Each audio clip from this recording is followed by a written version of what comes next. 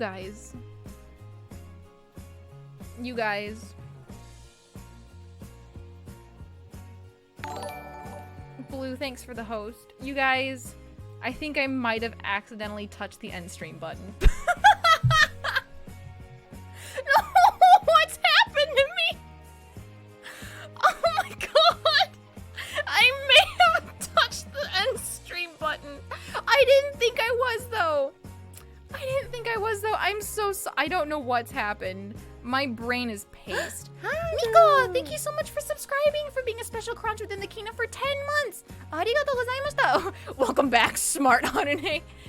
Listen, sarcasm, but I understand. Thank you. Eternal Saber, hi. Harune, bruh. I know. I've literally never done that to myself before. I cannot turn myself around. To answer Jeremiah's question. Best streamer. You could have told us anything, we would have believed it. Power outage Wi-Fi, skipped alien invasion. You clicked end stream. Yeah, I mean, in my defense, I didn't even know. Like, it's not like I went, what does this button do? And then clicked it, right? Like, I think I moved my mouse, and as it went past the end stream button, I, like, accidentally, like, double-clicked it. So,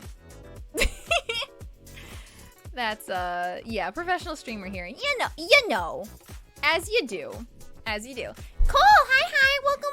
Hatagiru. Boom. Hello. Good night, Alex. Thank you so much for coming. Have a good sleep. As one does. Listen, it's not Christmas. I am Hees. Thank you so much for the follow and welcome to the Kingdom of Crunch. Join the Padoru cult. Listen, it's way too early for Padoru. It was early last year when it was like when everyone was going Padoru during Thanksgiving. It was early then, and it's way too early now. So no Padoru for Harune in the summer. Hantaigeru Bong! Yeah! I am feeling much better today. Yes, much better. Although I am still very tired. I thought I had gotten enough sleep these past couple of days, but I guess not.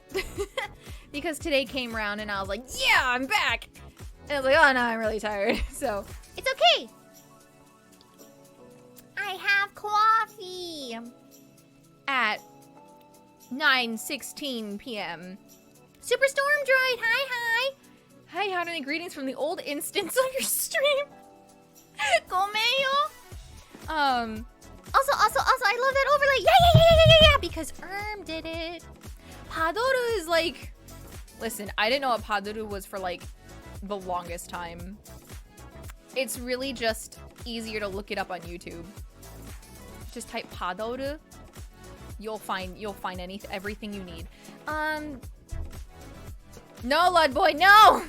The old kingdom of Crunch.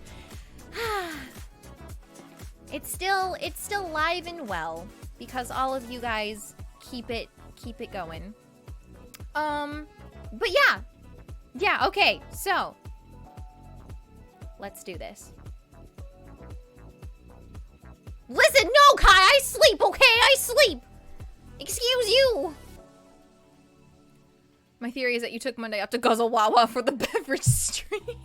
I've been pre-gaming since Monday. There we go. But yes. You were Padoru, Harune-san. I did Padoru. I did Padoru for December, so it was right on time. Austin Yeet, hi, welcome. Harune, how did you set it up like that? So the layout was already all there for me.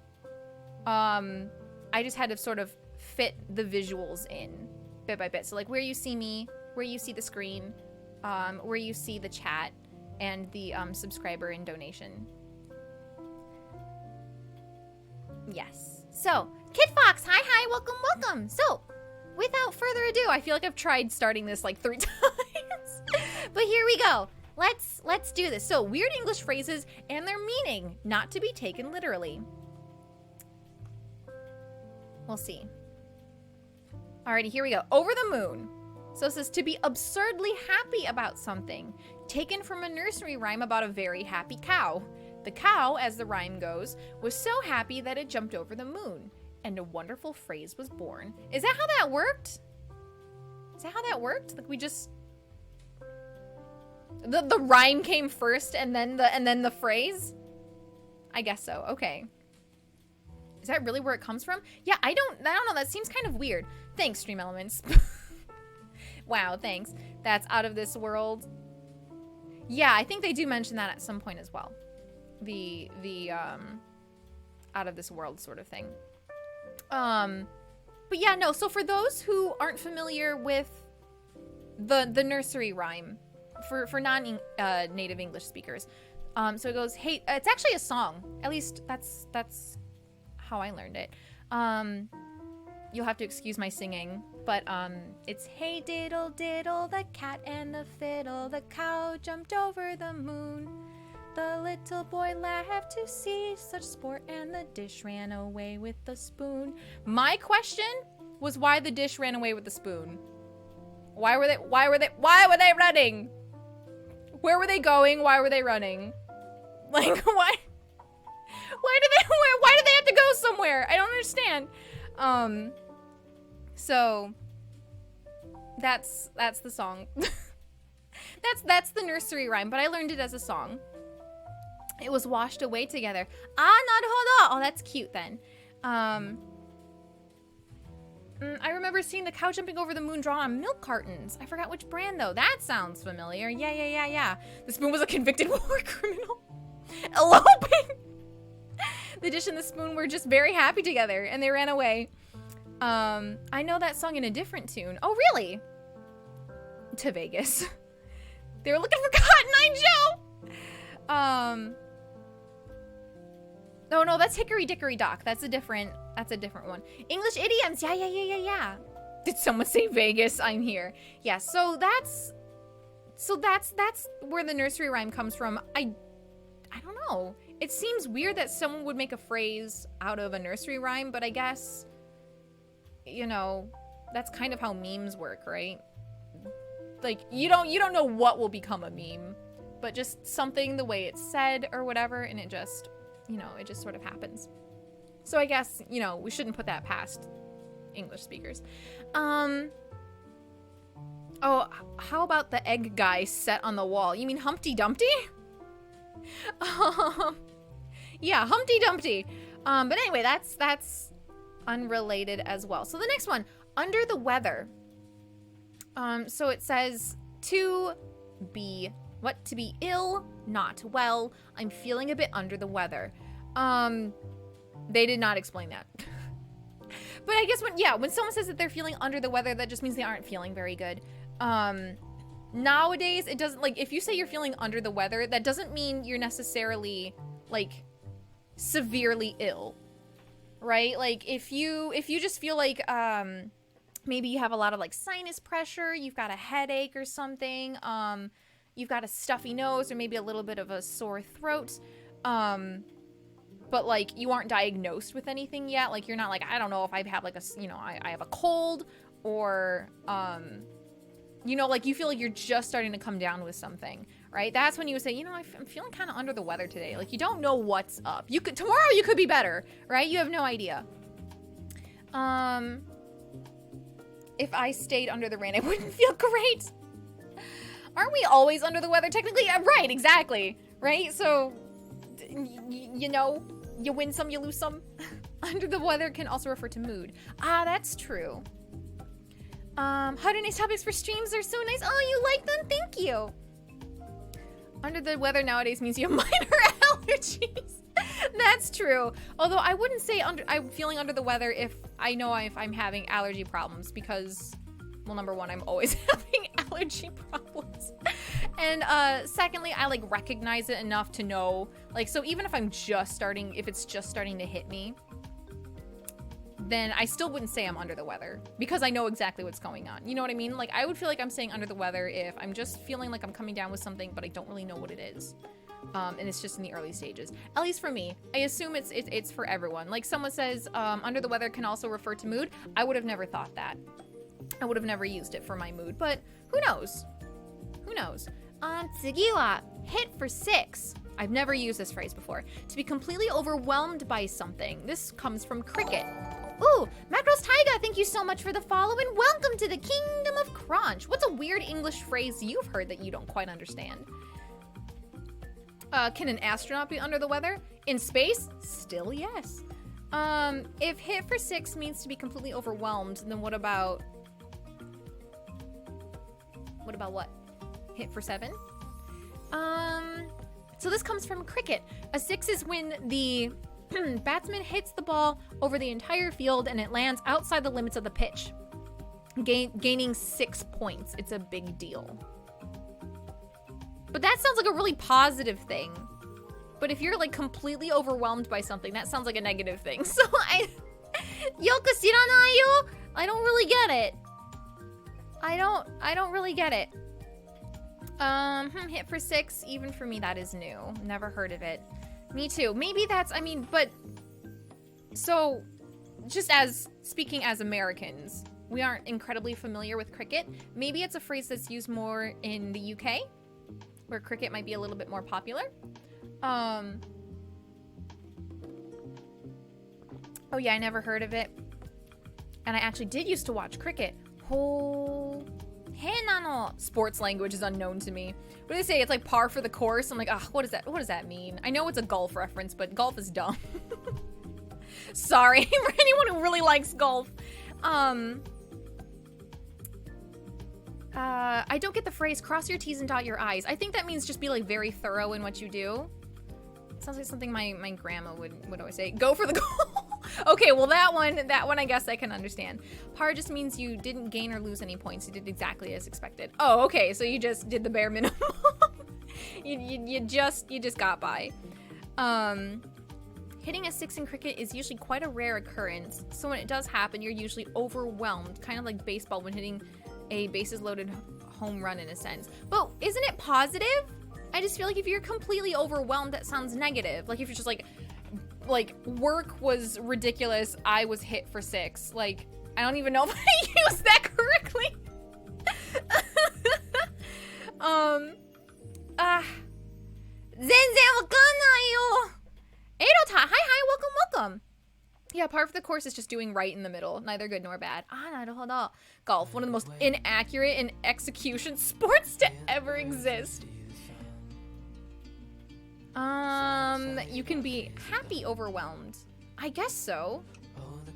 Like just flooded with like, whoa, all these positive things. I guess so. Got behind the 8 ball again. Oh, but that I understand. Yeah, it just means you're surprised. It can be positive or negative, but usually it means positively. Par is average score, and a course is 18 holes. Par for the course is the average score of all 18 holes. That is why it means average. It's maximum pog. I guess you hit for 6 when you're broken by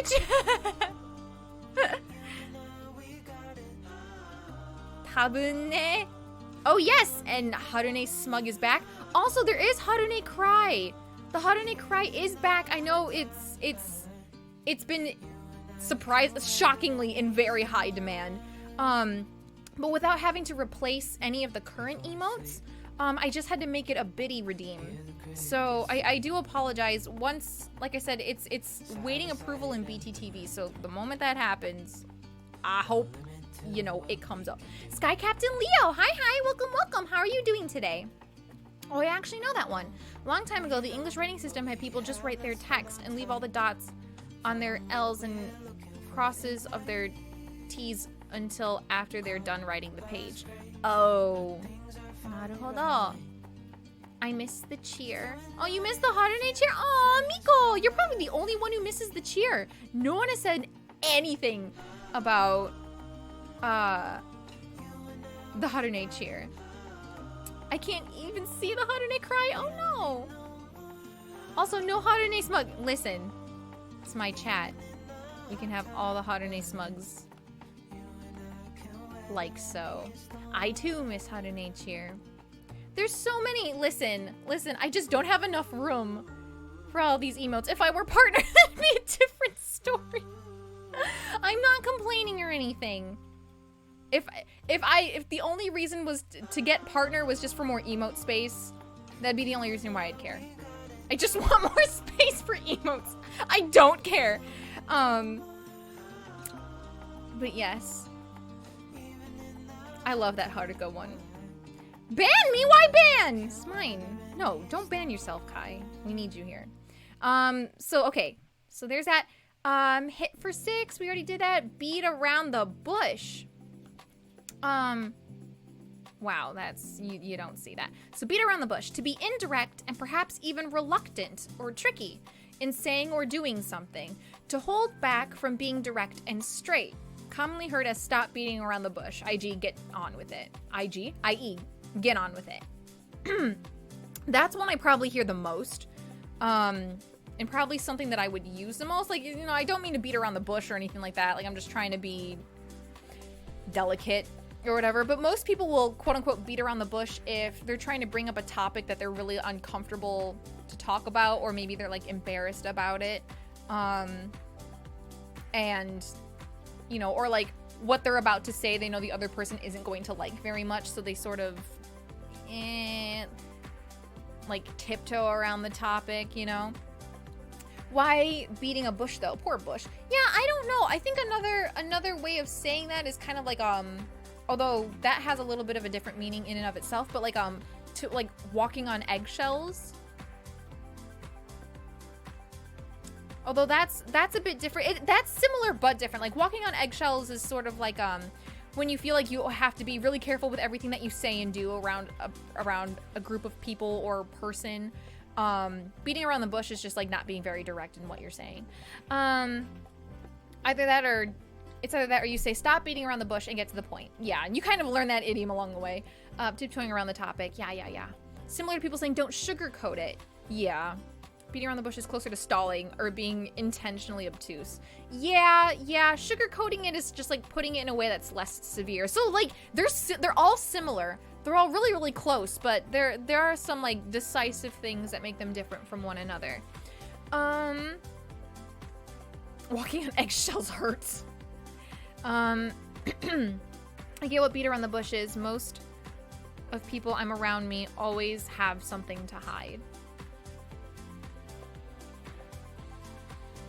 Is it beating around the bush though, or walking on eggshells? That can get tricky. Okay, next one is blow your socks off. I have not said something like this in years because that's just not a phrase. The article doesn't tell the origin of the phrase. It does not. It looks like it did with some of them. So blow your socks off. Nobody is going to put explosives in your shoes. This is another very non-literal one.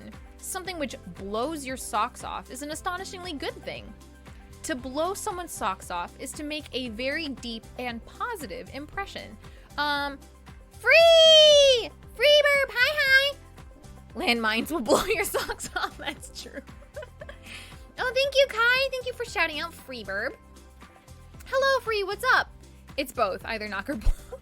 Yeah, that's true. Blow your socks off or knock your socks off. Hit the hay usually means sleep. True.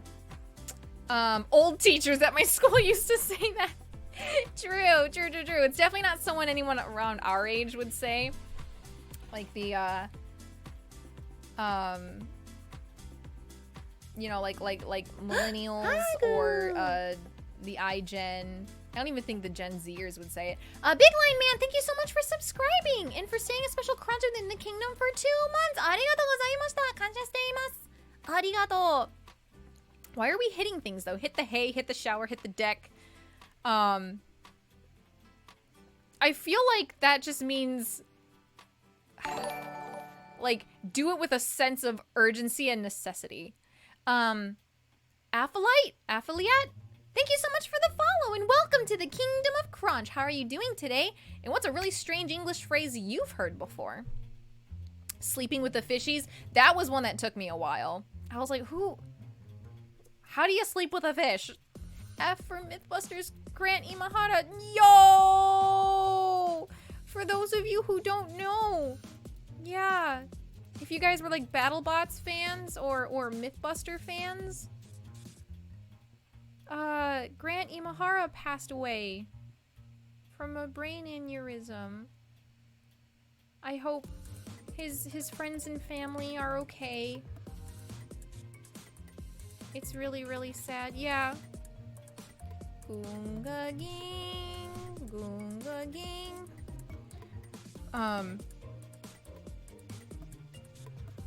Yeah, it's really heartbreaking. It's really, really sad. Going to Davy Jones's locker. The trio on Mythbusters were so good. I loved them as a kid. Same, Free, same. And it was like, I mean, it's so rare to like have two teams where you like both of them so much. Like I liked the trio, and then I also liked the original with like with Jamie and such. But yeah, I liked everything about. I loved Mythbusters growing up. That was my jam. I used to watch that with my dad. Also, John Travolta's wife died too. Oh no! No, I didn't know that. No, that's terrible, John. John, my dude, I'm sorry. Oh, oof. 2020 really be crazy. Yeah, this is a rough year. This stinks. Diadrin? Thank you so much for the follow and welcome to the Kingdom of Crunch. How are you doing today? I hope I pronounced that correctly. The Z-H-E-N sound makes me think of Mandarin, so. Apparently there was also this actress famous for being in Glee who also died. Yes. I think that was, they found her body yesterday, I believe. Sorry, this is going way off track. I'm so sorry.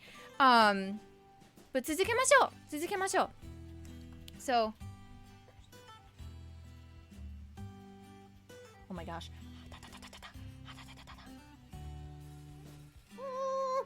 I have a giant marshmallow.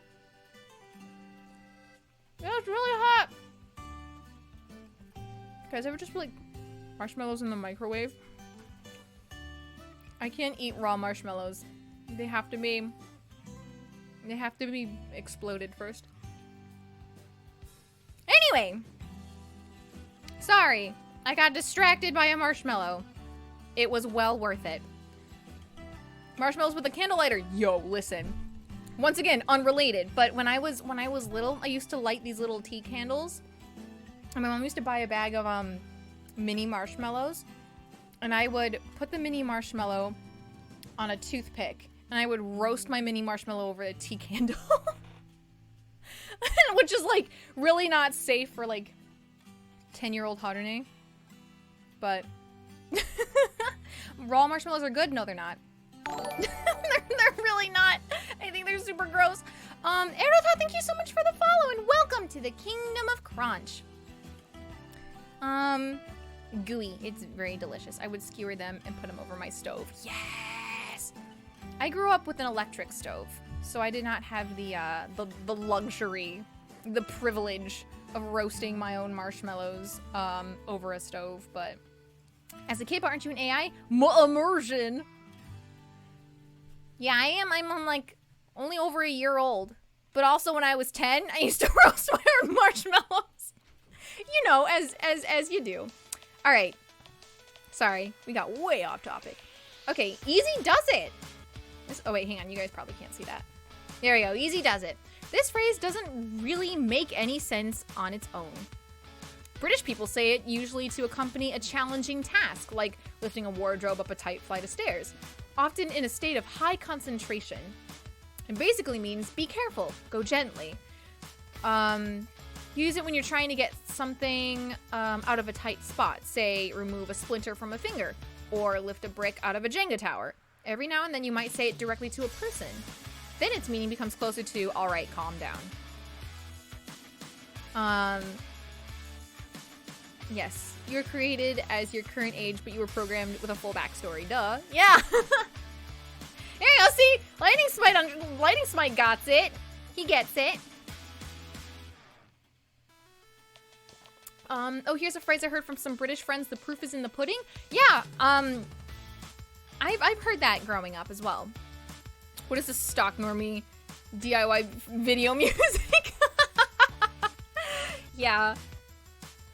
You know, those royalty-free musics, am I right? Hey. The Apprentice, hi, welcome. But yeah, so that's Easy Does It. Barking up the wrong tree.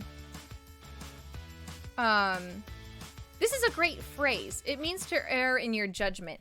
Barking up the wrong tree has its origins in hunting, where dogs were a key part of the pack, sniffing out the animal as it scrambled for refuge up a tree or bush.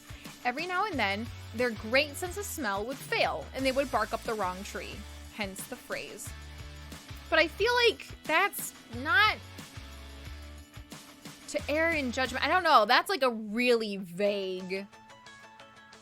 Why don't they explain the origin of all of them? Maybe they couldn't find the origin for all of them. I'm not really sure. I think the US replaced pudding with pie. Ah! That's true too. How about the saying, knock yourself out? I'm sure plenty understand it, but thinking about it, why would you want to knock yourself out? That's true. I haven't thought about that one at all. Easy Does It, basically don't overthink it. I thought it was gonna be like preaching to the wrong crowd. No. You say, you're preaching to the choir. You're preaching to the choir, barking at the wrong tree. Maybe it also means wrong place at the wrong time. I don't think I've ever heard that phrase in that specific context. I thought it meant looking in the wrong place. Whenever I think about when someone says you're barking up the wrong tree, it's usually like done in a situation where it's like you're picking a fight you're gonna regret, right? Like you're like what would be like an equivalent? Like you're like you're smacking the hornet's nest. Like you're picking a fight you're gonna regret is really the best way I can think of it. I usually hear barking at the wrong tree when someone is trying to solve something but is in the wrong way. Like complaining about spoiled food to a cashier instead of the manager. That's true too, I guess. Yeah, like you're taking your complaints and you're telling someone that it doesn't help. You're telling just barking up the wrong tree. I have seen dogs run to the wrong tree while chasing squirrels. Dogs are great. I love dogs. It just means that you are accusing the wrong person. Yeah, that's probably the best. I mean, that's like the most likely way you'll see that used in context. Fighting a bear with your parents. You don't poke a bear comes to mind when you're picking a bad fight. Ah, that's probably it then. That's probably more like it. Barking up the wrong tree. Obi-Wan, I have the high ground. Don't do it, Anakin. I have the high ground. Okay, to get the wrong end of the stick. I feel like nowadays we say you get the short end of the stick, right? This has the same meaning as barking up the wrong tree. Oh, maybe it's not the same thing then. 変なの。わかんない。Okay, bite the bullet. This one I actually know a decent amount about. Again, please don't do this literally. When this phrase first came into common usage, it meant a person without any sign of fear who acts with courage in the face of adversity. The phrase recollects a dangerous army practice in 1850 militaries, including the US and the UK, where soldiers were equipped with the British Enfield rifle. In order to use it, they had to bite off the head of the cartridge to expose the explosive to the spark which would ignite it. The procedure was obviously potentially fatal, particularly so in the middle of battle, so anyone who did it was considered valiant. Now, however, the phrase seems to be closer to stop beating around the bush. It's something you encourage someone to do, i.e. just bite the bullet, if they are hesitant or perceive risk. Perceive risk. That's... I mean, I guess. I don't know. That's actually not what I thought I knew. Hi, Harune. Hi. Just made Veteran Ring V on COD Mobile 2 weeks of hard work, and I feel happy. Omedetou! Congratulations! All your hard work paid off. Hooray! We call it Shia LaBeoufing now. Just do it! That's true. Yeah, short end of the stick. is you are having bad luck getting the worst outcome. It's for muskets. You need the gunpowder fast to reload. I don't know why. I thought it was like almost like to grin and bear it. Like if you bite the bullet, like you just gotta go for it. You just gotta do it. Yeah, just do it. I felt like Aaron, hi, welcome. Also hanging on a thread. Is it hanging on a thread or hanging by a thread? Aaron. Blue Thunder. There we go. I got you, my dude. Welcome. How are you doing today? Thank you so much for coming by. When I think bite the bullet, I usually associate feelings of doing something in the face of a bad or risky situation. Yeah, the way I heard of it is biting the bullet has the same meaning as biting the sour apple. Just gotta bear through it and do it. Just do it! Rah! To me, biting the bullet means to assume a risk. Slipper! Are you supposed to be Slipper? I love your name. Welcome. How are you doing today? My morning could have been better. Oh, Aaron, I'm sorry.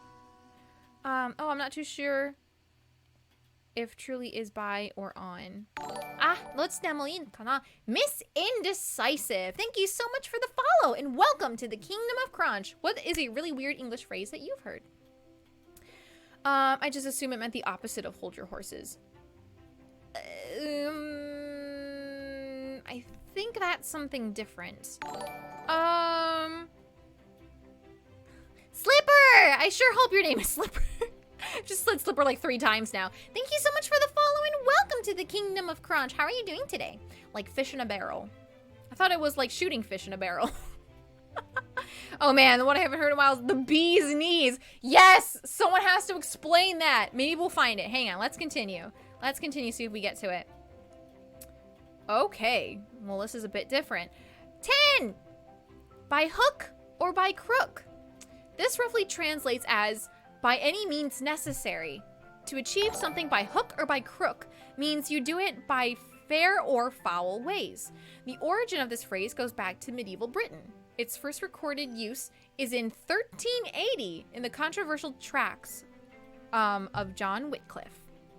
In this period, the forests were all owned by royalty, and gathering firewood from said forests was considered a criminal offense. However, there was an exception for the poor, who were not allowed to saw any branches, but were allowed to gather timber from the ground, or even twigs from the tree, by hook or by crook. 2 different ends of instruments, both with curved ends. Ha, naruhodo. Please respond. Oh, please respond. Thank you so much for the raid. Welcome. Hello, raiders. Welcome. How was stream? Thank you so much for stopping by. A shout out to please respond. Hello. Thank you. A big one I still misuse every now and then is describing someone as having a chip on their shoulder. Yeah, that was a hard one for me too. I don't even know if I really know. Can I copy paste this page's explanation? Sorry, this is a long one. The phrase became mainstream in the USA in the 1920s, despite its British origins, but its popularity in the States has dwindled since the turn of the century. The bee's knees referred to smaller, insignificant details when it was first documented in the 18th century. Since then, the phrase has evolved and refers to something at the height of cool. The Beatles are the bee's knees. That's so different, though. That's so very different. Oh, hello, internet back family. Aw, I'm so sorry your internet took a poop. I was walking, but I got a bee to the knee. I think nothing ventured, nothing gained would be a better phrase than that. All right, Siggy, to cost an arm and a leg. I think we know this one a little bit more. We understand this one a little bit differently, thanks to FMA. But yeah, the half Canadian. Hi. Whoa, my hand. Welcome. How are you doing today? And what is a very strange English phrase that you've heard growing up? Or just in your life? If something costs an arm and a leg, it's very expensive. You don't need to pay for it with any real body parts, but it's good for emphatic effect. Or if you're trying to bring back your mom, It may cost an arm and a leg. Oh, gosh. Okay. Crying over spilt milk. Spilt milk in this case is anything that happened in the past. The most common phrase is, there's no use crying over spilt milk. There's no point worrying about things that have already happened. A similar phrase might be, it's all water under the bridge. Yes, very, very true. FMH jokes. Some victories will literally cost an arm and a leg. True. If you need more content after this, the list of 88. I think I have that one. Because like I said, I pulled up several sites and I did find one with like 88 phrases and I was like, that's a lot. I don't know if we'll go through those.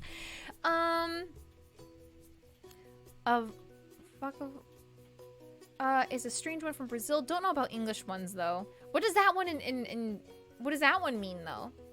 Duke Nukem. Yeah, piece of cake. Bruh, I just got here. Why are we talking about losing limbs? Omega Tree, hi. Because unfortunately, that's what you walked in on. In my country, the phrase is a little bit different, actually. Here it says, it costs a farm and a pig. Meaning that the price is so excessively high, you'd have to go above and beyond everything owned on a farm and add an additional pig to the fee. Ah, that's adorable. Before disappearing, I was going to say a phrase we use a lot is, we caught you with your hands on the dough. It's like getting your hand caught in the cookie jar, right? I get crying over spilled milk. You can't undo a spill, but why is it equivalent to water under the bridge? What does water under the bridge have to do with things already being done? That's a good question. You have to think about it two different ways. If you say it's water under the bridge, you can't stop the water from flowing. It will continue to flow under the bridge, right? It's already happened. Like, by the time you say it, the water has flowed.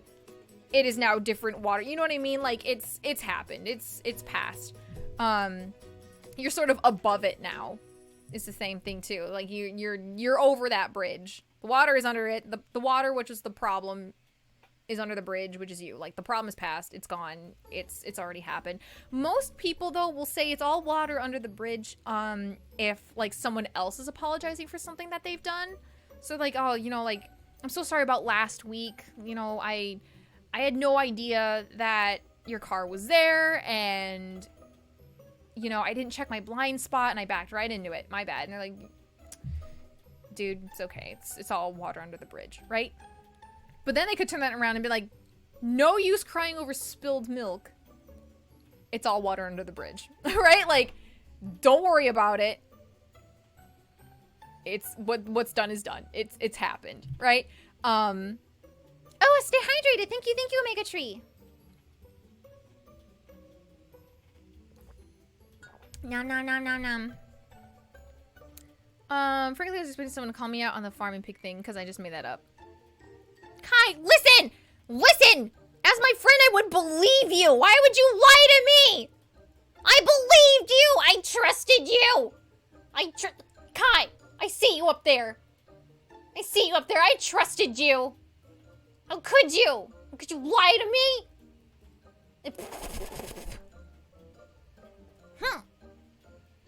I see you down there.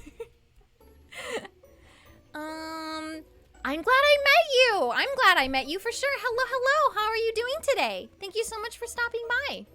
Oh yes, and over till the fat lady sings. Oh, that's always, I never understood that, nor have I ever used it because I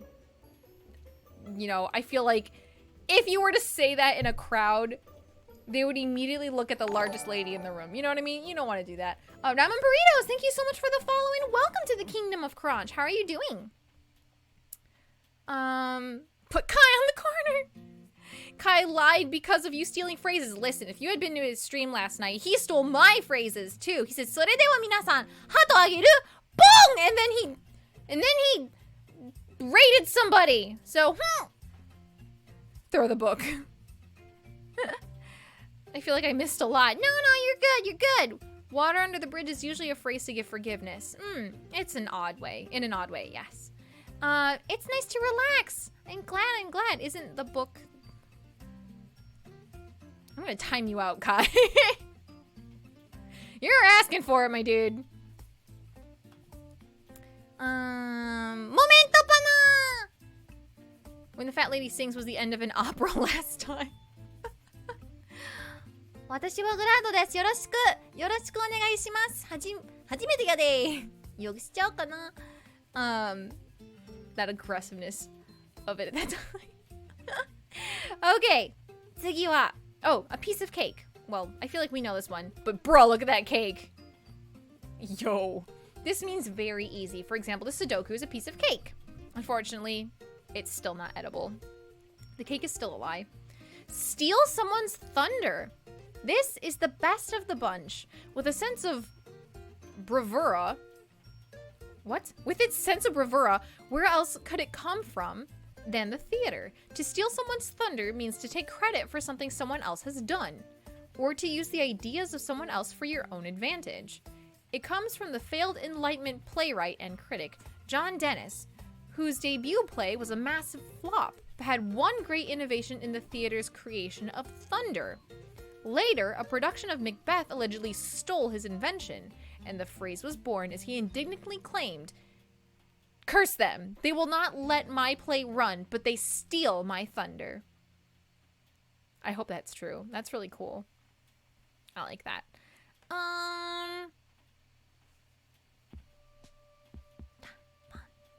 Kitty Ninja! Hi, welcome! Oh, are you stealing thunder a lot? I feel like, yeah, that's another common one. But I guess I never really understood where that came from. It makes sense for Macbeth, though. Cake is easy to cut. Most things aren't. It's why it makes sense. What about Jell-O? Jell-O's really easy to cut. When your friends say your jokes louder and everyone laughs. That is true. That is stealing your thunder. Time to exit stage left. Here's a phrase. Steal someone's heart. Like Harune does all the time. No! Bloop, bloop. Who cares about the piece of cake when there's someone much sweeter and sweet? Yamero! My chin dislodged! Yamero! Harune, please return my heart. Yes, you may have it back. You may have it back. I never meant to remove someone's organs from their body. Here, hado modoru. Boom! There we go. You have your heart back. Steal someone's thunder, Zeus. Zeus is like, excuse me, you can't. It's all purple now. True. Okay, was that one? Okay. So then we've got another one here. So here's another list of weird English idioms. This one's more British, I guess. I'm glad I met you. Thank you so much for the follow. And welcome, officially, to the Kingdom of Crunch. She spilled grape juice on it. I get weird looks when I say a dog's ace, as in I haven't seen one of those in a dog's... Oh, a dog... Why did I think I said ace? Oh my gosh, my brain. I get weird looks when I say a dog's age, as in I haven't seen one... I haven't seen one of those in a dog's age. I guess I'm not really sure what that means either. Some people still get confused about a baker's dozen. But isn't that just 13? Oh yeah, common one is it's raining cats and dogs. Yeah. What did the bucket ever do to you? Kick the bucket. Well, you know, when we refer to a person flying high and beyond forever. Dog's age, and donkey years. I was once told that the Spanish equivalent to kick the bucket is hang your shoes, which honestly makes much more sense, since you hang your shoes at the end of a walk. Yeah, that's a lot nicer. I don't know who would be so vicious and kick a bucket. Kai, I don't believe you anymore. I don't trust anything you type in here. Bye, Terrence. Thank you so much for stopping by. I never knew what a baker's dozen was until recently. Saying something is a baker's dozen isn't necessarily true. Wait, isn't necessarily true. I read like the last sentence of someone else's message. Isn't used all that often. I know a baker's dozen is 13, but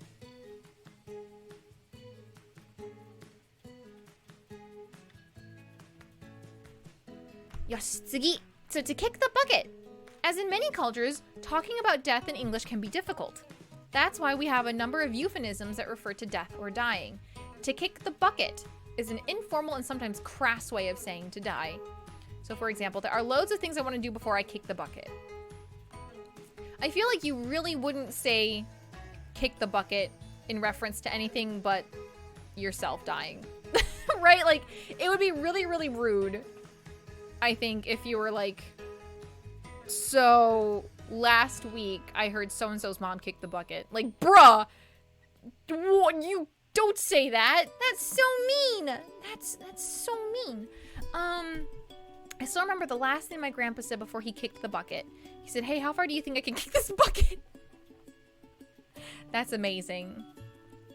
There is a French one for not paying attention, which is which translates to on the moon. Oh, that's cute. Linked to a bucket list? Things to do before you die. Yes. Yes, that's exactly it. Yeah, that's why they call it a bucket list. So before you kick that bucket. So I don't know. Yeah, I don't know what would have come first. Maybe those were phrases that came in a pair. So if you say, you know, I just want to fill out my bucket list, right? So you put all of the things that you've done in the bucket in your life in the bucket, and then when you kick it over, your life is over. Your life is done, right? I think. Maybe. Ventus, thank you so much for the follow and welcome to the Kingdom of Crunch. I haven't really thought about why a bucket list is called a bucket list. I would just think that. Oh, here's one that my parents and folks use. Oh, Lucy, you are losing it. Maybe that's in reference to something? I've never heard that one before. I've yet to personally see anyone actually sell a baker's dozen, so it isn't used often in my life. And yeah, kick the bucket isn't inherently rude. It just has to be used in a way it's used in the example. Yeah. What came first, the bucket or the list? Good question. The bucket. Question for the ages. Things to do before you kick the bucket. I was not aware the bucket list existed before the movie. Really? Yeah, no, that phrase has been around for a long time. So here's one I guess that's like, I don't know. I don't recognize this one at all, so this must be British. What's that got to do with the price of onions?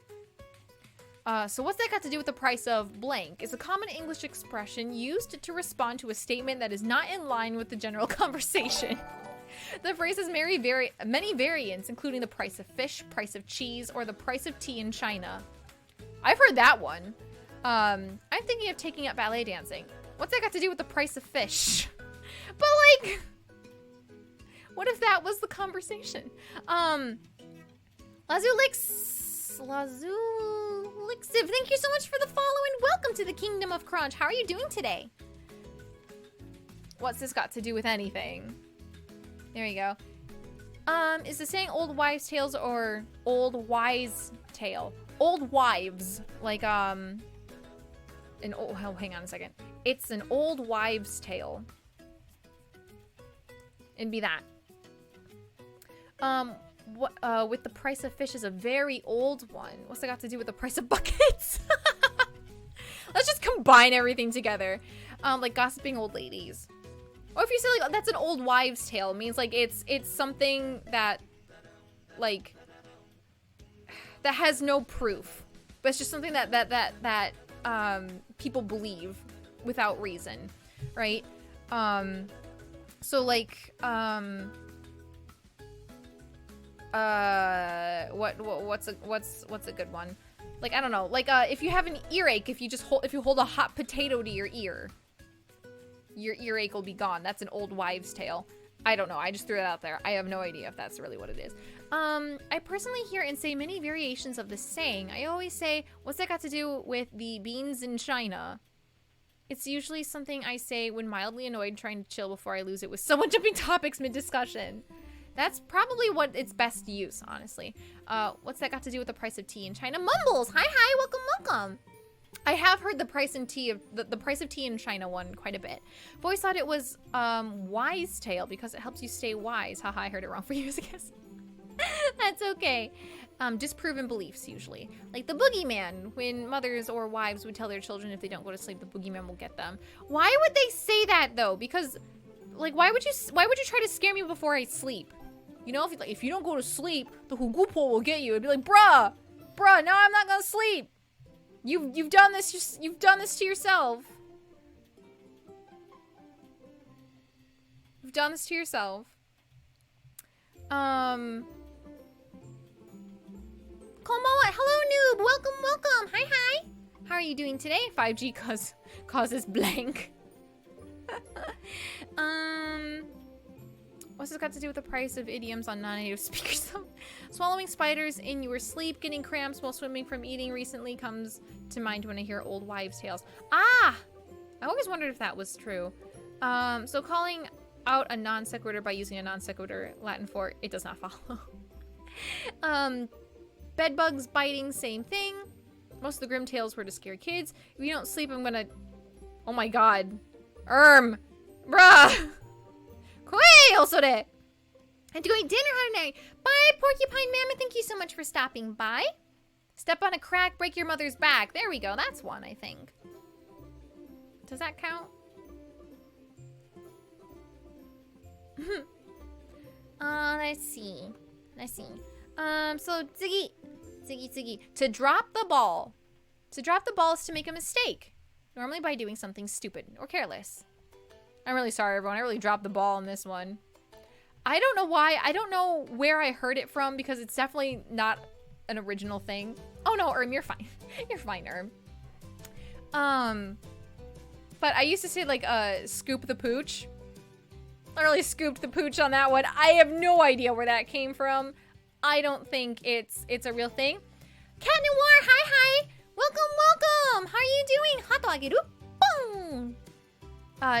Or to come of age. Is that a weird English phrase? American football. Or to catch an idiot ball. What? It's screwed the pooch.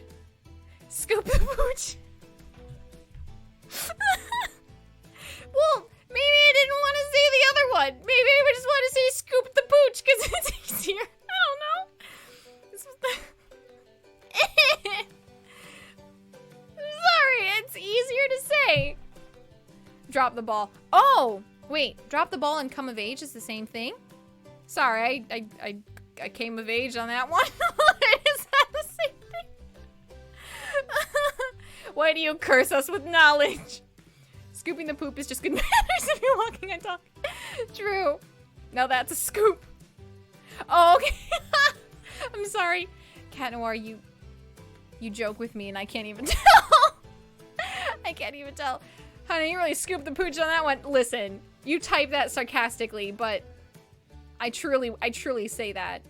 I really do say that. A different kettle of fish.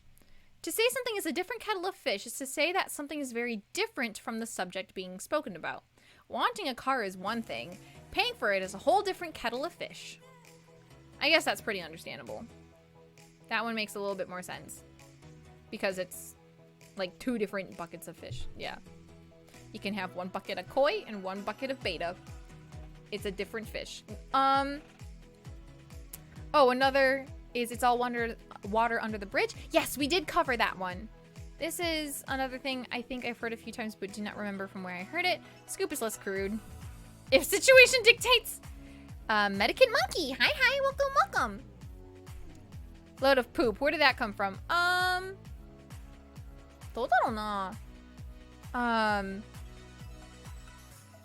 Just follow Kai. Yeah. This is another, I think I've heard a few times, but I do not remember where I heard it.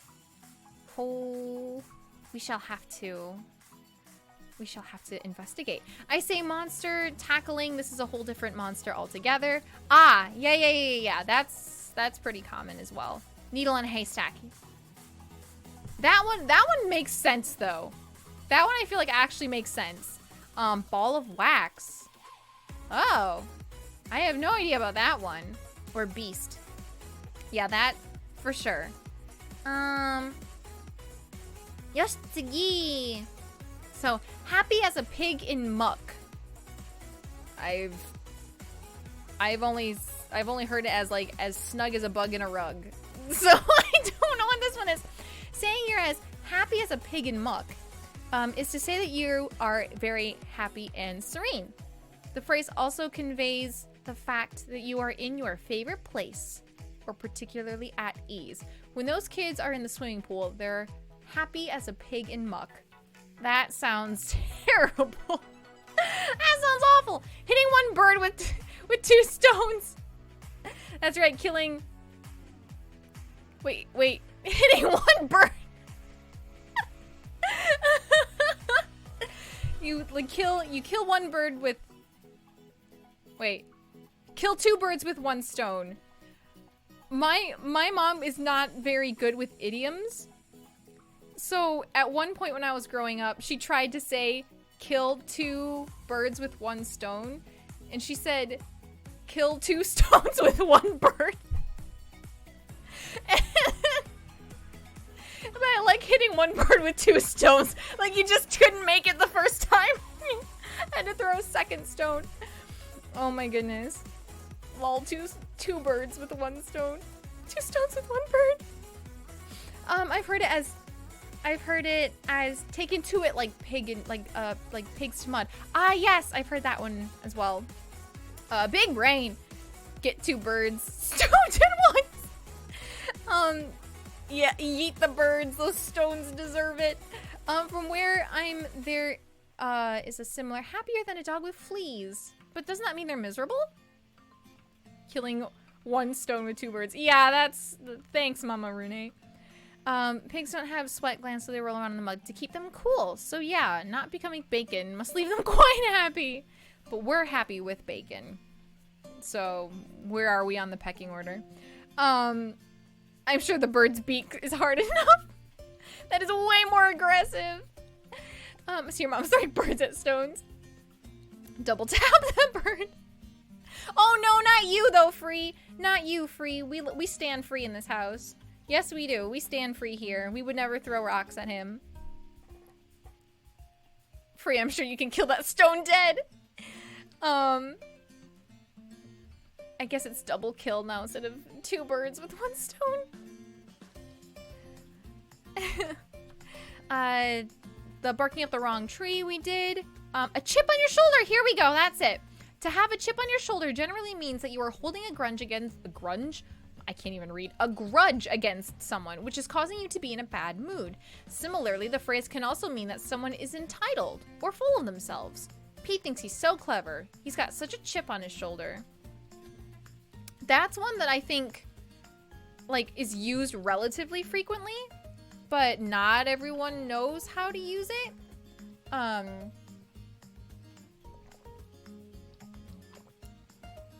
He's holding a grunge guitar.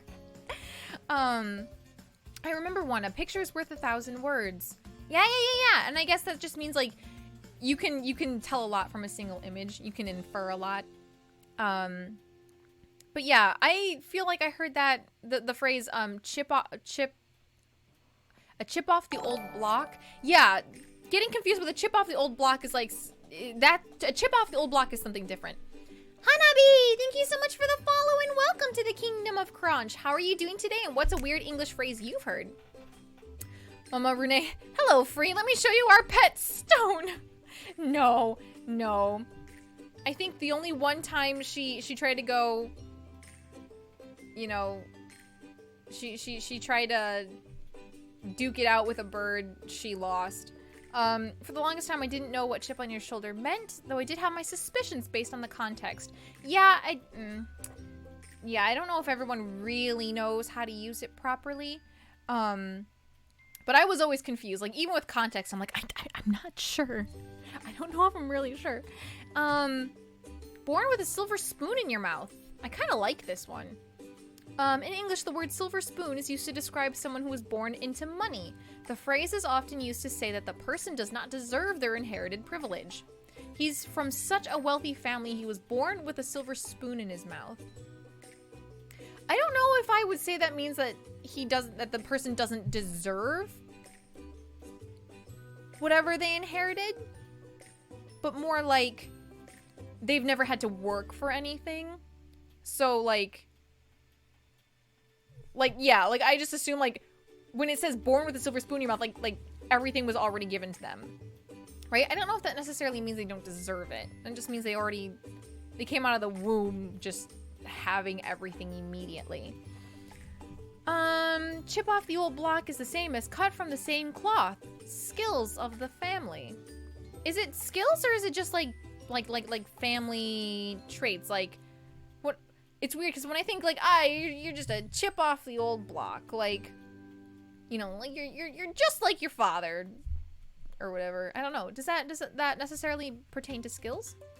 It's never used in a positive context. Yes. I just remember there's a Looney Tunes episode where there are tons of idioms taken literally. Oh, that's so fun. It's like everything has been handed to them. It doesn't have to have the lesser spoons. Yeah, well, yeah. Silver, having spoons of silver is quite fancy, is it not? Quite fancy, I would say. Apple of my eye? Oh yeah, that's a weird one. That's weird.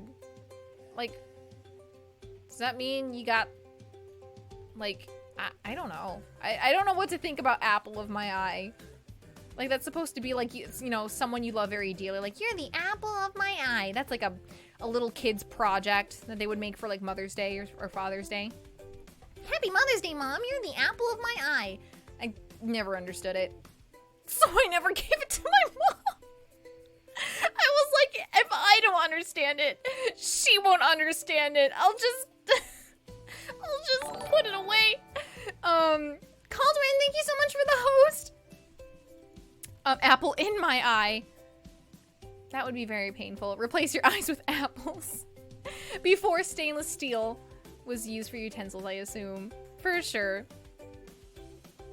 Apple of my eye. Wait, what? Yeah, I couldn't tell you. It just means like someone or something you love very much.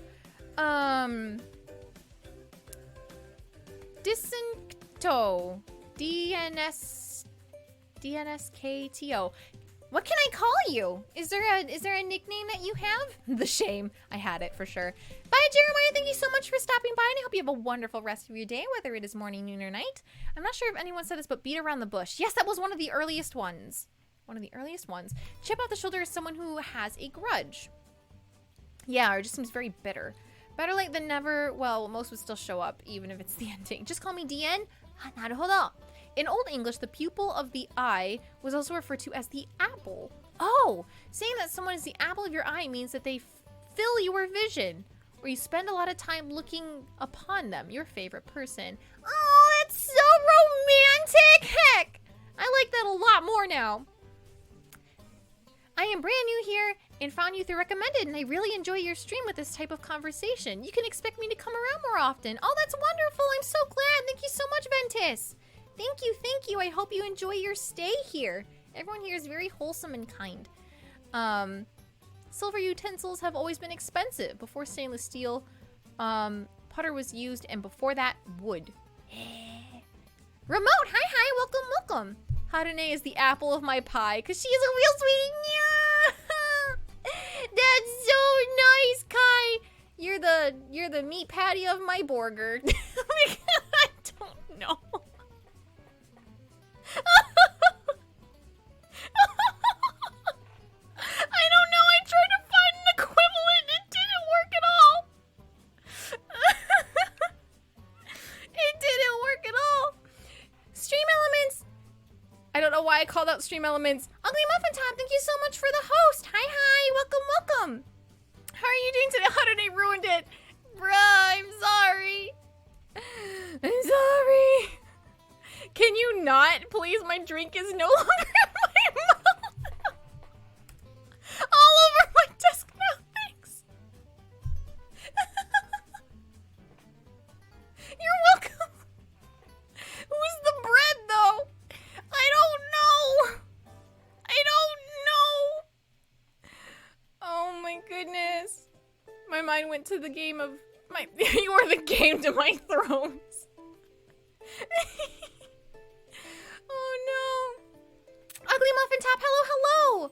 How was your stream? I hope you had a good time. Shout out to the Muffin Top. I volunteer as Brett. Oh my goodness, I'm so sorry, Kai. I tried to like follow it up with something equally as clever, and I botched it. Or at least scooped the pooch on that one. Zippy! Num num num num. Hello, Church Cheetah. English is weird enough, and she's making it even weirder. True, very true. I'm not helping at all. Wild goose chase. This one's pretty. I like this goose. Saying something is a wild goose. Oh, a wild good chase. I think you mean goose. Saying something is a wild goose chase is a way of describing a hopeless search or pursuit of something unattainable. I've been on a wild goose chase this morning trying to find a birthday present for your father. Wait, hang on a second. I've been on a wild goose chase this morning trying to find a birthday present for your father. I don't know why they wouldn't. Why didn't they just. I wonder, is there no origin to that? I'd like to know. I'd like to know. We call those sayings crunches. Lana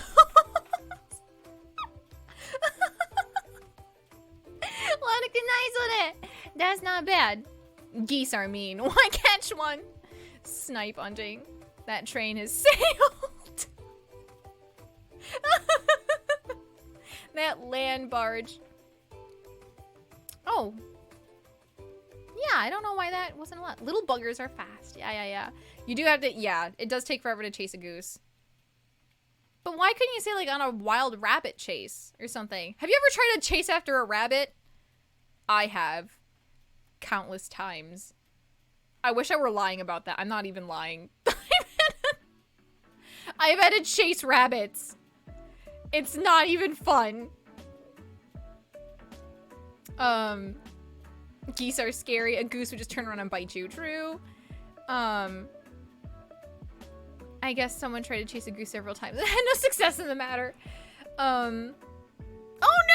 JC could! Oh no! Itaso! I have to chase my sister rabbits. I'm gonna turn them into food. No! Don't turn them into food. Goose bites hard. Eef. Yes. Okay. Let the cat out of the bag.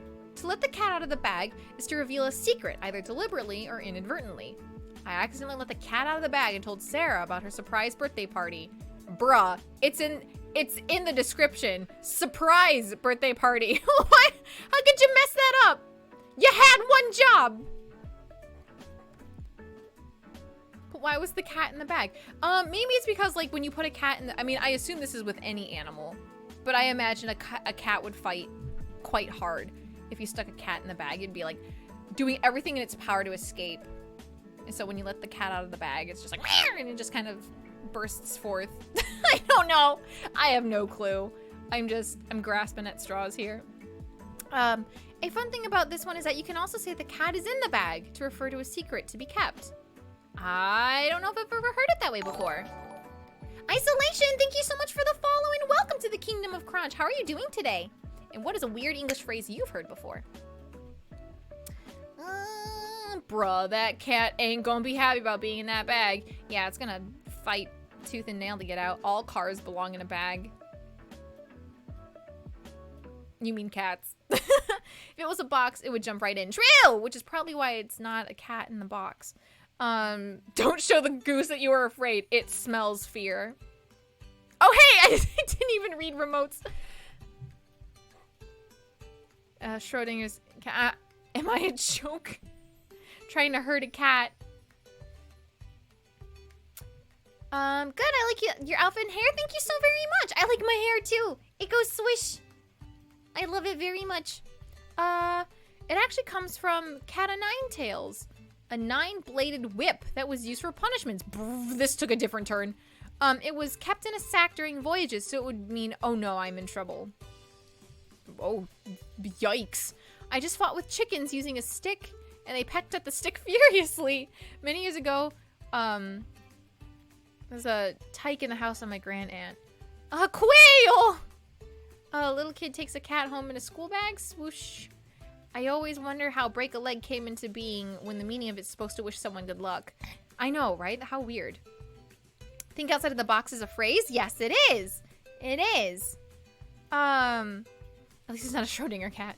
I hate geese. Had one attack me and my sister as a kid. My dad snapped the thing's neck. Oh my gosh. Yikes. I thought geese were, like, protected. Maybe break a leg before you're drafted. Oh. Oof. Okay. The greatest thing since sliced bread. The greatest thing since sliced bread is an idiom that means that something is a particularly innovative or useful invention. Although sliced bread was invented in 1928, the phrase was not used in written language until the 1950s. These new wireless headphones are the best thing since sliced bread. I don't use that as much anymore. It's definitely still a phrase that is used. Knock on wood? Is that an idiom or is that a, oh, what do they call that? Like a superstition. Ain't Betty White older than sliced bread? I don't know. I have no idea. Probably not. But I'm trying to think. Oh yeah. Now this one I don't think is like an official phrase. Or maybe it is. I don't know. But I heard it like on a YouTube video once. Like an abridged show. Like years and years and years ago. Which is cooler than the other side of the pillow. Which I just love. So much. So I say that a little bit more often than the greatest thing since sliced bread. But yeah, that's a thing. Grass is greener on the other side. Betty White is 98 and still going. Is she? Oh, so is she? Hang on a second. I'm trying to think. 'Cause my grandma's probably 19. I don't know. Math is hard. Cool. Like the other side of the pillow. I heard that phrase before too on the Proud Family cartoon. Oh, okay. So it's probably something that does exist, but just like is used here and there. Betty White is 6 years older than sliced bread. That is amazing. That is a factoid I am going to bring up at every social gathering I ever go to from now on. Like that is like water cooler talk, right? I love that. I love that probably way more than I should. Just like where the sun is warmer. The greatest thing since canned bread. Thanks, Squidward. Betty White is the greatest thing since sliced bread was wrapped. Okay. Doing the most... Oh, hang on a second. Doing the most all the time. Thank you so much for the host. And the follow. Thank you. Welcome officially to the Kingdom of Crunch. Arigatou gozaimashita. How are you doing today? And what is the weirdest English phrase you've ever heard? I don't know what water cooler you were at. That's a factoid. Listen. People enjoy that. Okay, so walking on eggshells. An eggshell is the fragile outer part of an egg that breaks easily.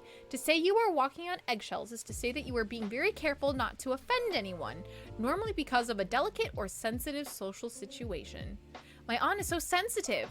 When she comes to stay, I feel like I'm walking on eggshells. That's pretty accurate, I would say. I don't have any qualms with this explanation. I said it earlier, but before sliced bread, the phrase was the greatest thing since bread was wrapped. Oh, okay. I did miss that. I'm so sorry. Thank you for putting that there twice, though. I finally know what an eggshell is thanks to this website. Thanks. Never knew. Friend, oh, hello, guys. How's it going? Friend 2. Good. How are you? How today? Betty White is 6 years older than sliced bread. No, it'd be way more tactful than that. Be like, as an icebreaker to people that you've never had the chance to talk to before, and you're just like, so once again at the office, right? If you're new into the office and you're standing around the water cooler, all just having a sippy, yeah, staying hydrated, staying comfortable, and you know, you're just talking about things. You're like, you know the craziest thing I heard. Listen, I don't know if you guys are familiar with this, but did you know that Betty White is 6 years older than sliced bread? Think about that. Just let that sink in for a sec. And then people will be like, man, she knows weird things. I would have never known. And then we become fast coworker friends. Walks to the other water dispenser. They're like, no, this chick's weird. We gotta go. We gotta leave. Double Zeta, thank you so much for the stay hydrated. Harune, Betty White is 6 years older than sliced bread coworker. But what does that have to do with the price of bread? Darn it. I'd be like... That'd be it. Imagine sneaking up on someone you've never met and whispering in the ear. No, not the way to do it. Wrong approach. Bad approach. Bad approach. Omachi. Where'd it go? Dun dun dun dun dun dun dun dun bum bum bum bum bum bum. Hang on, that's... Hey! It's like we're at the beach again! Hang on, I had to put that away for a sec. No worries, we're okay. We'll be fine. We'll be fine. It's okay, chat. We're back. Okay. What was that girl? I don't know if she's obsessed with bread or Betty White. Oh, Stretchy, thank you so much.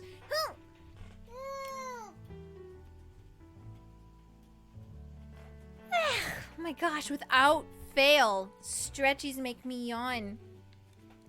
The greatest person since white bread. Bready White. Oh my goodness. Max, hi, welcome. How are you doing today? Okay, tsugi. So we've got the beat around the bush. We have a piece of cake. Those we have done before. Let's see. Once in a blue moon. Here we go. So to do something once in a blue moon is to do it very infrequently. The phrase relates to the appearance of a blue moon, which is the second full moon within one calendar month. This generally only happens once in around 32 months. You get up early once in a blue moon. I like that it's still a phenomenon that happens, but it's just like, you know, so it's not like impossible. It's not like, you know, once every, I don't know, Earth-destroying comet, right? It's just like this moon that comes every once in a while. Now I remember, now I'm reminded of the show Shaolin Showdown. I love that show when Omi goes and says piece of pie instead of piece of cake. I love Omi. I just realized, you know what rhymes with Kai? Lie. Is Kai a liar? You know, a blue moon is a common phrase. Mm-hmm. Yeah. And a beer now. It's like something you do once a month or rarely. But I just like that it's not, you know, something that's like super rare. It's just, you know, it's just once in a blue moon. It's just once in a while. Also, apparently the next blue moon is going to be on Halloween. Yo! That's so cool! Awesome! I love stuff like that. Even if it's like meaningless. I enjoy it very much. Okay, here's another one. So funny or bizarre English idioms about animals. I don't know why it's so specific, but here we are. Cold turkey. So can you imagine the damp, goosebumpy skin of a cold turkey? Makes you shudder, doesn't it? It has something to do with the dark meaning behind this expression. When you abruptly quit an addiction, such as drugs or alcohol, users report feeling that awful sensation that I described. Thus the expression cold turkey. And you thought this list would be funny. Meaning to quit something like an addiction, abruptly and without fanfare. So example, there's no other way to go about your online dating addiction. Just delete all the dating apps on your phone and quit cold turkey. Are these gonna be like dark and sad? I've heard cold turkey, but I guess I know why I've never used it now. I quit smoking tobacco cold turkey last week. Yay! Pachi Pachi! Omedeto! That's wonderful. I don't know why I can't quite Pachi for you. Pachi. Let me clap. There we go. Pachis. Hello. So break a leg was said during Shakespearean times when performers would be on stage. The lower class citizens, called groundlings, would drool on the stage when they liked the performance because they didn't have the proper etiquette and their mouths would be open, and break a leg meant that the groundlings would like the play so much they produce enough drool the actors would slip and break their leg. I don't know what I find more shocking, that the actors would actually break their legs or that people drooled on stage enough so that people could slip and break their legs. Incorrect. Oh, okay. Yikes. TY, kind of rough way to do it though. It is. It is. So even though it's abrupt and without fanfare, I really admire people who can stop doing things cold turkey. I find that very impressive, and I think you have to have a really strong will to do that. Big Bear, thank you so much for the follow, and welcome to the Kingdom of Crunch. How are you doing today, and what weird English idioms have you heard? Cypher, hi, welcome. Hato agiru, pong. How are you doing today? Thank you so much for coming. Alrighty, hold your horses. Nice. When someone bellows at you to hold your horses, don't go around panic-stricken looking for a horse to hold. It simply means that you need to stay put or slow down. This phrase has been used as early as Homer's Iliad. There have been many usage... There have been many usage since then, literal at first, but which later on evolved into a figurative usage. Meaning, it's a way of telling someone to stop or slow down. Example, whoa, hold your horses. I'm not paying up. The game's far from over. So I think what they mean by once literal, but now not so much anymore, is like when people would travel on horseback, right? So they were like, whoa, hold your horses. So like, pull the reins back, stop moving, stop riding, just stop, wait, and, just listen for a second. Just listen. The leg is the cord you pull to open the curtain. If the audience demands an encore too many times, the leg could break. Oh, that's awesome. Man, Dr. Noah dude, thank you so much for the follow and welcome to the Kingdom of Crunch. How are you doing today? And what weird English idioms have you grown up listening to or have heard occasionally? Zombiezilla, what's with the swimsuit? It's summer. We're talking about idioms here on the beach. Weird idiom I heard is scoop the pooch. Ken, please. For anyone else thinking of going that route, sleep as much as you can day 1 and 2. First 3 days are the hardest. If you make it to day 4, you're home free. Ishokeme ganbatta ne. You worked very hard, didn't you? That's nothing, Ken. I heard this weird one about killing 2 stones with 1 bird. Listen, that was Mama Harune. It's not even me. Hey, it's time to discuss the elephant in the room. Yes, weirdest idiom I've heard is don't get your britches in a knot. Yeah, don't, or like, don't get your panties in a twist. Like, why would I? Why does that even sound like remotely possible? According to some sites I found, break a leg has a lot of supposed origins, but none are definitive. Probably involves horses and loud sounds, like thunder, gunfire, or cannons. Not the meat to my burger is weirder. I'm sorry. I'm so sorry. Y'all heard that real crazy one? The hot dog in a bowl. Bruh. Kai, you gotta do me like that. Bruh. Don't wad up your bots. Oh, sushi. Hi. Ohayo gozaimasu. Ohayo. Good morning. Hello, Crow. Welcome. Not an idiom, but interesting fact for theater. Before a performance, nobody calls the Scottish play by its actual name because of the curse that happens. Oh yeah, you're not supposed to say Macbeth before performing, before a performance because it's, yeah, I've heard that one before. Don't say Macbeth. Don't say. There's like a whole like skit about that. Anyway, Ziggy, the elephant in the room. There's an elephant in the room, but nobody seems to be talking about it. Awkward, right? I mean, where would you even start?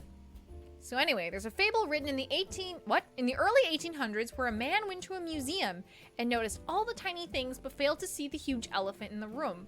The fable was called The Inquisitive Man, which has been referenced later on by famous writers such as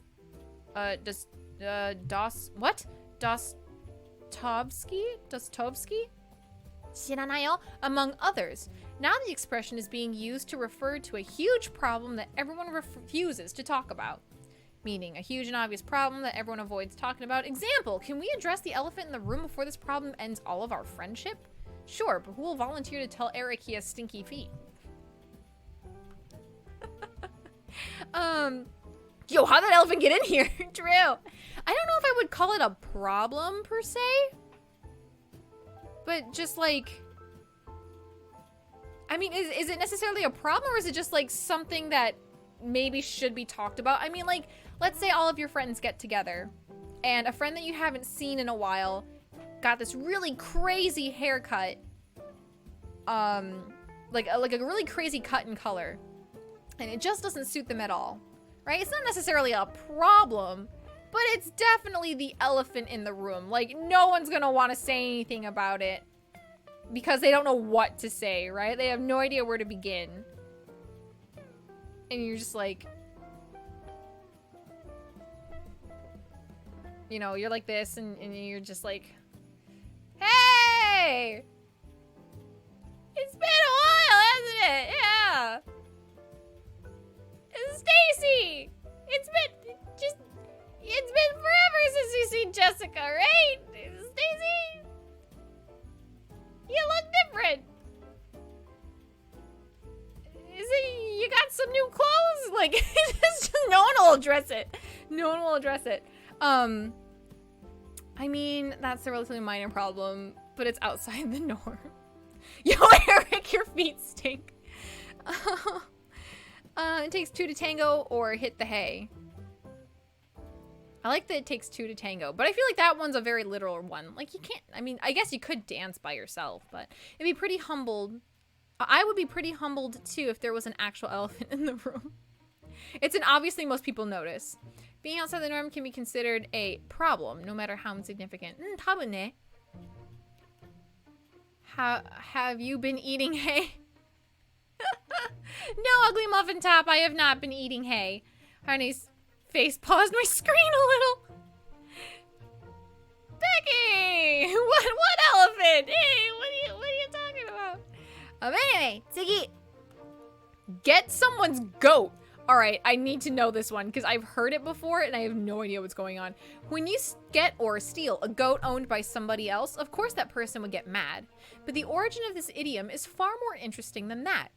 This expression actually comes from horse racing, where goats are used to have a calming effect on thoroughbred horses.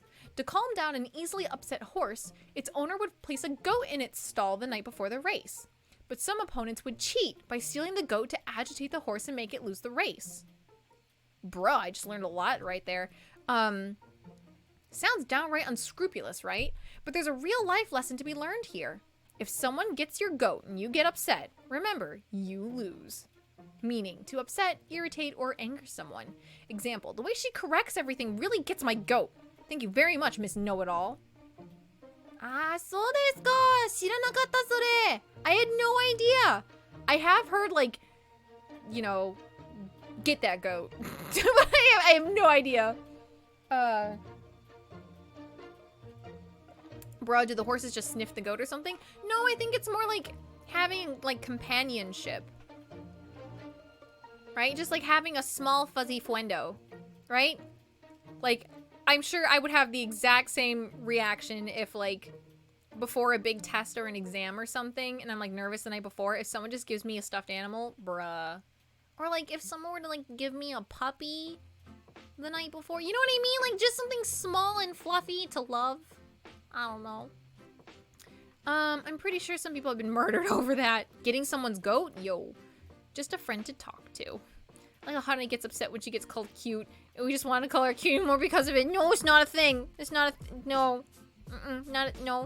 No, not my goat. Not my goat. I've heard grind my gears, but not get my goat. I have heard grind my gears. It's horse's prescribed therapy goat. That's so cute. But goats are meanie heads, are they? I guess some can be, yeah. Rune cute. No! No! I'm gonna give you 3000 cc of goat. So, y'all like running? Proceeds to get stolen. New Ocean's 11 movie is about an elephant that steals a goat. Strange. Horses don't like camels, but goats are okay. Paisen cute! Oh, you mean Nemure Nai Kai? Nemure Nai Kai Paisen desho? I recently learned racing camels are a thing. Oh yeah, camel races are a thing. Yes. Earworm. Bruh. That sounds yucky. You've tried it before, I'm sure of it. You listen to a song and suddenly it's stuck in your mind. It seems to be playing on repeat in your head like a pesky background music to all your thoughts. It's like a worm in your ear, singing the song on repeat for hours, days, and even weeks. Help! You've got an earworm. Never heard this before, and that sounds terrible. Meaning, a catchy song or tune that you can't seem to get out of your head. Example, Ariana's new song has been stuck in my head for a week. I'd do absolutely anything to get rid of this earworm. I would never use that. That sounds terrible. That sounds so bad. Earworm is an actual worm, though. Big yikes. Big yikes. BZ's love phantom for me. Considering that there are worms that live in your stomach, the thought of earworms disturbs me. Shin Takarajima by Saka Nation for me. Yeah, yeah. Violet Shockwave, welcome back. How are you doing? Listen, a song stuck in my head makes the workday go by better. Earwigs are horrifying. Stuck in that. So you've never used earworm? It's a pretty common phrase. I have not. I would just be like, this song's stuck in my head, and that'd be like the end of it. This phrase reminds me of the SpongeBob episode where he had an earworm. Probably was because of that idiom. Comment from Hoshimachi Suise for me. Viva Macho also gets easily stuck in my head. Easily. Have or get your ducks in a row. There are plenty of origin stories behind this idiom, from little ducklings following their mother in a tiny little line, to bowling pins, metal ducks in a shooting arcade, and so many other possible sources.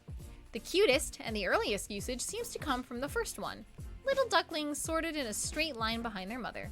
So I guess we'll have to go with that.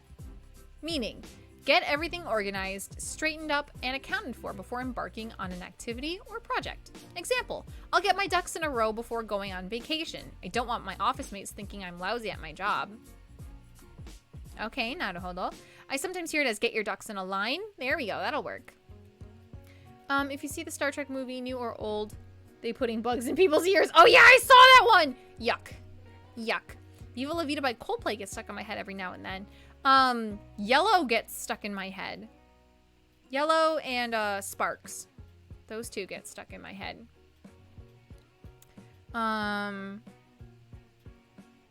Eager Beaver. Running around like a headless chicken.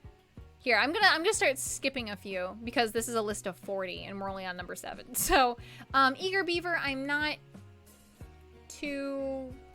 I mean, if you see one that interests you, let me know. But running around like a headless chicken. I've heard it as running around like a chicken with your head cut off. Which is a lot more words, but that's how I've seen it. Now that paints a bizarre picture, all right. But did you know that when a chicken's head is chopped off, it still runs about in a panic for a couple of seconds or so before dying? Morbid, I know, but that's the origin of this expression. Meaning, to run around doing a lot of things in a disorganized, ineffective manner. Example, maybe you should sit down first and organize your thoughts. You seem to be running around like a headless chicken all day. Headless chicken is a real thing? Yes. Yes, it is. Yellow gets stuck in your head. Stop pouring yellow paint in your ears. I sometimes hear that as get your ducks. Oh, wait, I read that one already. The early bird gets the worm is another weird one. That one I think I understand. Because, like, you know how, like, have you ever stayed up all night or woken up really, really, really early?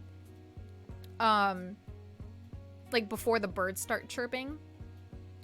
And like right before sunrise, like while it's still dark outside, but it's just starting to get a little bit lighter, you can hear all of the birds chirping and they're just like going nuts, right? And what they're doing is before the sun's up, I think past dew point. So there's enough moisture on the ground to like get the worms, you know, being like, I'm gonna come out of the dirt now.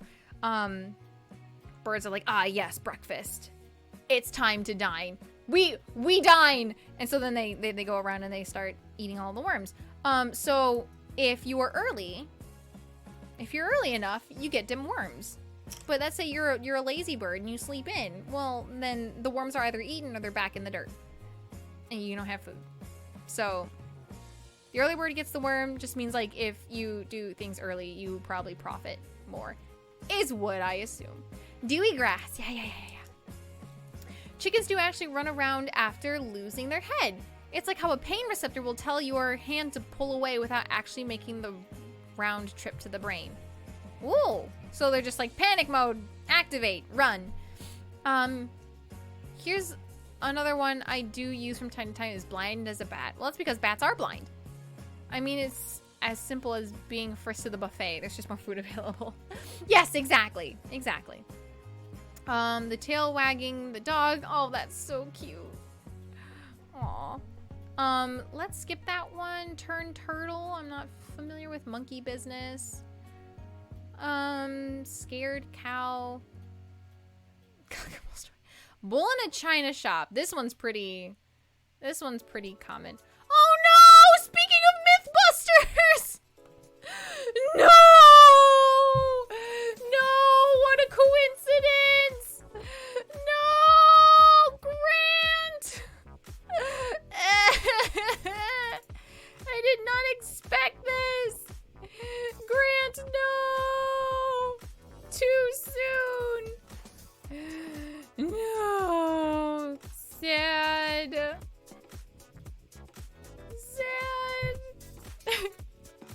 I am going. Too soon, website, too soon. What happened? This lad that we see on the screen here, who is a member of Mythbusters, passed away today, of a brain aneurysm. And we're not expecting to see him on screen.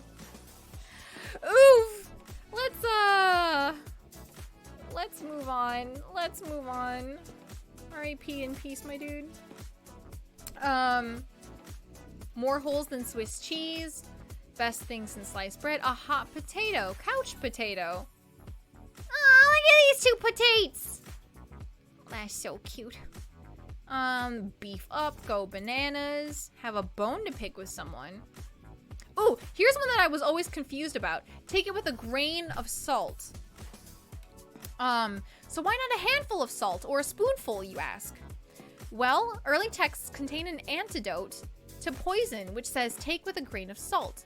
The expression remains, but now it's used to advise someone not to swallow an idea fully. Take it with a grain of salt. Consume it, but with a healthy dose of skepticism. Meaning, to accept something but with a degree of skepticism. You should probably just let your baby cry herself to sleep.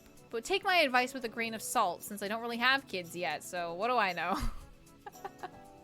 I end it with that phrase a lot, like, oh, what do I know? Whatever, what do I know? What do I know? Ita? Oh, potatoes, okay, I was like, Ita's here in chat? Pie in the sky, I've never heard of pie in the sky. True, it was on my recommendation list. Pie in the face. There's a pie in the sky? Yeah, I have no idea. I've never heard that one before. You're lying down in the grass, looking up when suddenly a pie comes floating in the sky. Cool. Probably just daydreaming or hallucinating. It's a nice idea to think about, though highly unlikely. That's what this idiom is all about. Meaning, something nice but unlikely to happen, an empty wish. Turns out that the startup business she planned was just a pie in the sky. That's so weird. I've never heard that before. I have never heard that before. Never ever in my days have I heard that before. Never either. Yeah. But you know what? For the so we've got like 10 minutes left. We could keep going, but why don't we just kind of chat for a little bit? I was like looking at my stream time and I was like, I've only been here for an hour and a half, but then I was like, wait, no, I accidentally hit end stream, so. Yo, other language idioms are weird and some are gross. Yikes. Like what? Hello, Cass! I don't know if I saw you in chat earlier. Hello. Oh boy, here comes the food talk. No, we don't have to talk about food talk. In fact, I just wanted to, like I said, I didn't get to talk to you guys, like, over the weekend or yesterday even, because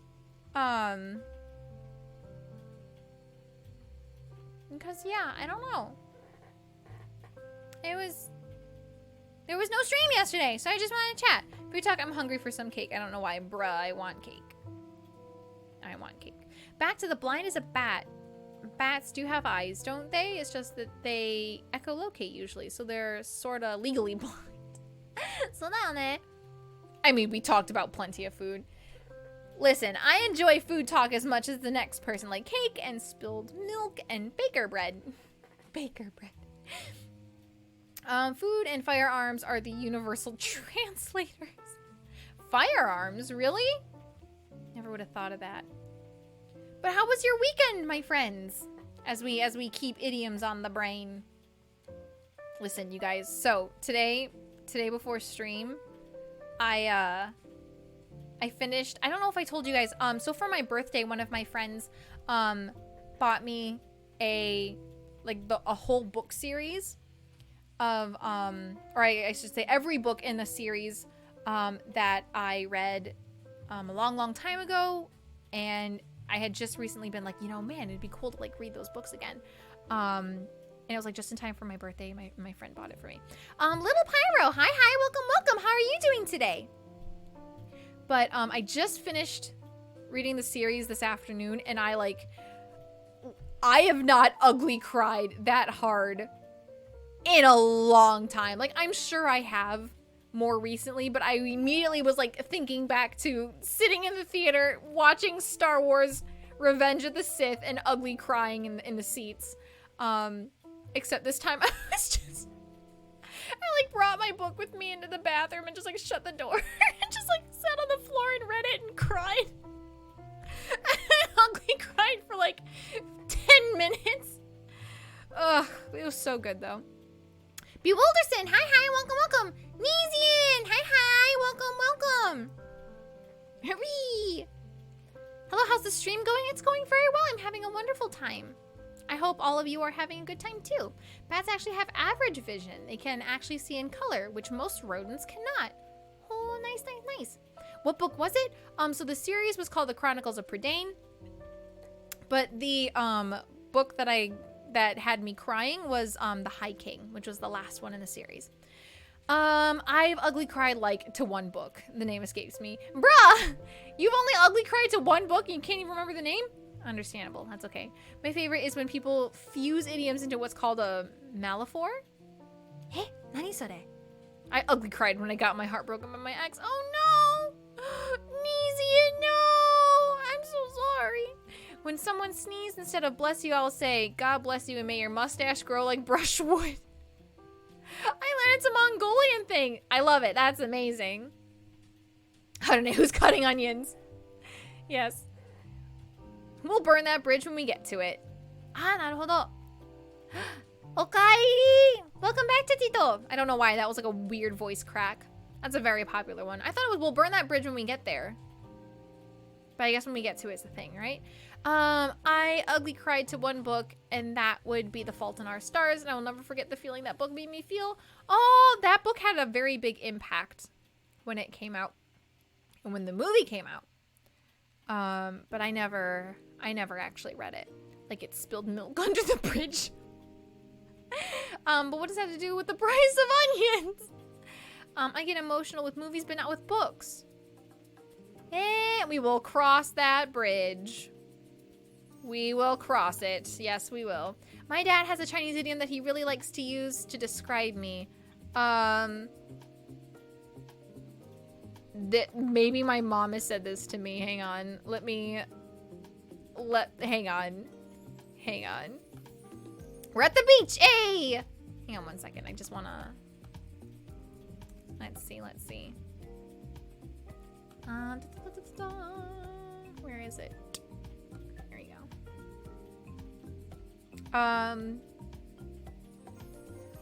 Ti jiao.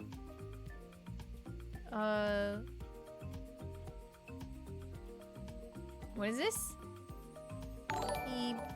Ooh, okay, I've never heard that before.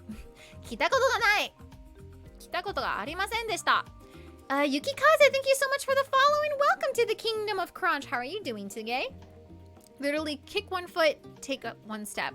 Meaning that he thinks I'm too incompetent to even walk forward by myself without him kicking my butt forward each step. Bruh! There is one idiom in Japanese that I learned back in high school that it's never left me. I don't know why. I've never really used it except for to describe myself, but it's baka ni tsukeru kusuri wa nai. So there is no cure for stupidity. Basically, I'm like, ah, yes, this resonates with me. It was a night novel. A night novel. It was a light novel. Iris on rainy days. That sounds lovely.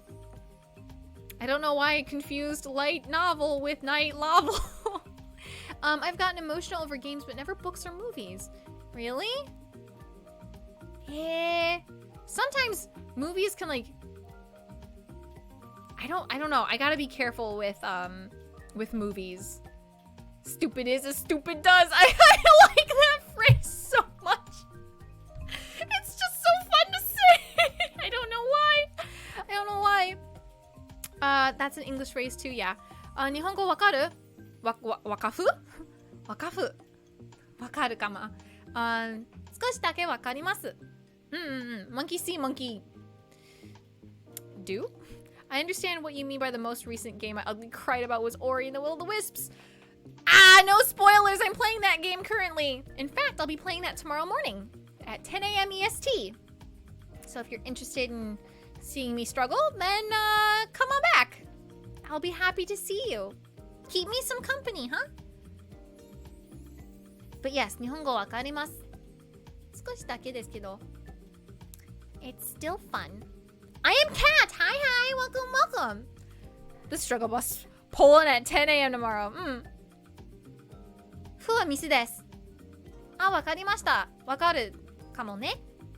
Empathy is the second worst feeling. That is when it's felt, it seems that way. But like a grinder sharpening a sword, it's not pleasant, but something is gained from it. I learned a lot about life and myself from empathizing with fictional characters. It's why I want to be a game dev. Games are the best for empathetic experiences because you get to walk in someone else's shoes. I very much agree with that. Like, and I've had the same experience, I mean, through all mediums, I feel like.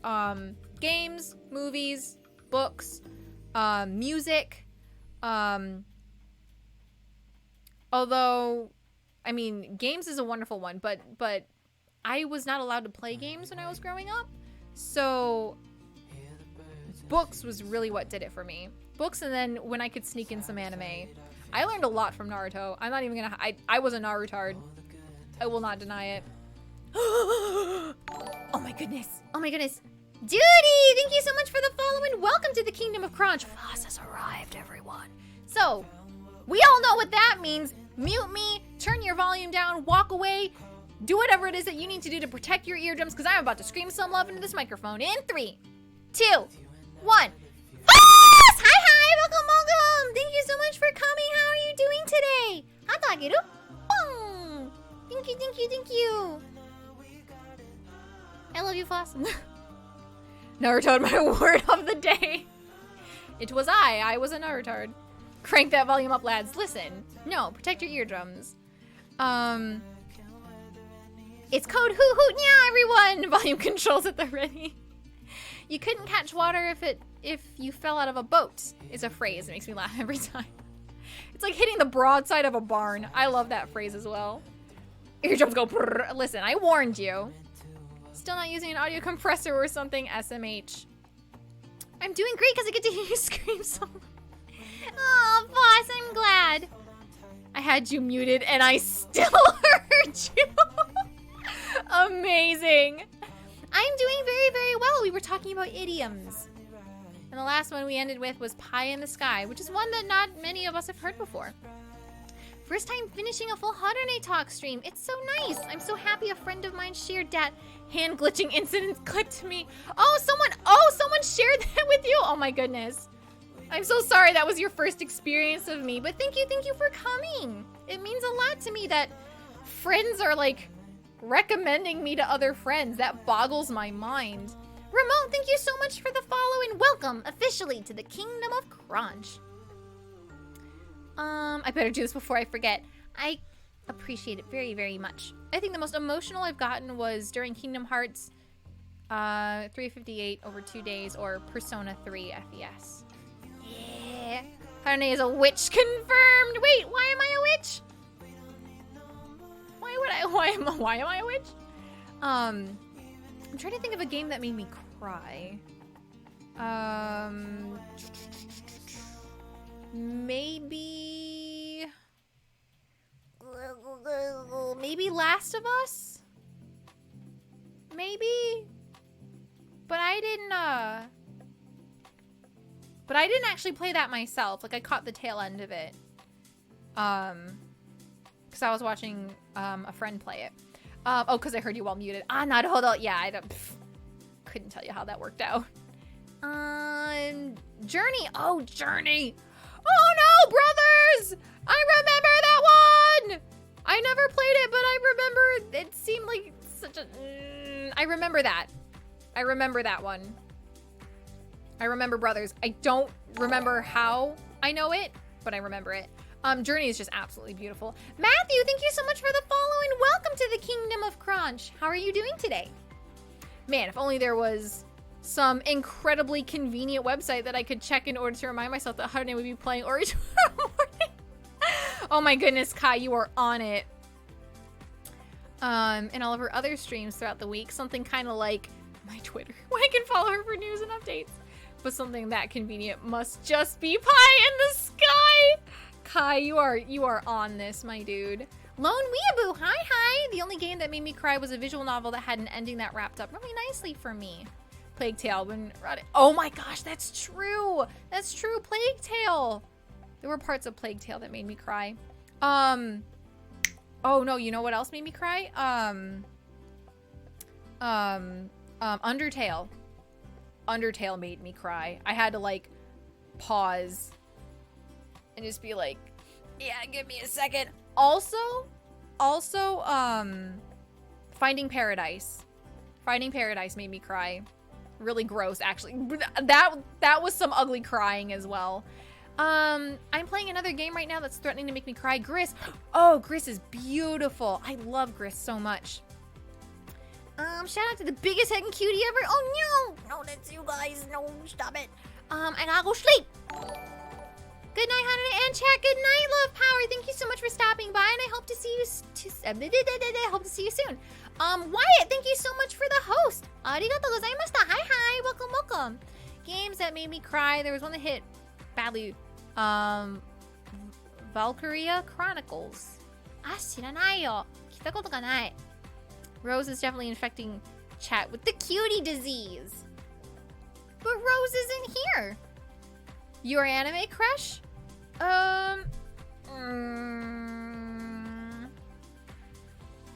was my anime crush? I think growing up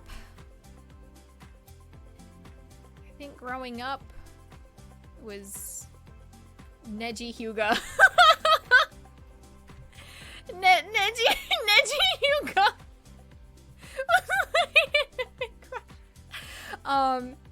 And this was like before I watched like Naruto with Japanese subs. Or yeah, so I watched it dubbed, and in the English, I don't know why they did this, but they called him Nenji, like they put an N in between.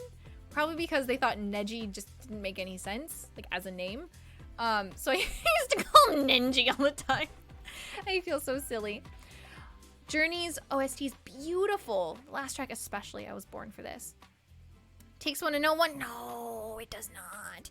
She doesn't have to be heard in order for it to take effect. Once she says you're cute, it spreads everywhere. Suzaku, thank you so much for the follow and welcome to the Kingdom of Crunch. How are you doing today? Chu? Yeah. Oh, is that supposed to be thank you? Or is just chu? Like you in French. I go to bed now. Enjoy the stream. We are just about to wrap it up here too, everyone. So I, once again, thank you all so much for joining me today. I hope you like this layout.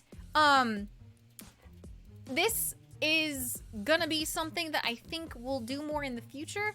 Unless if it's like a themed just chatting.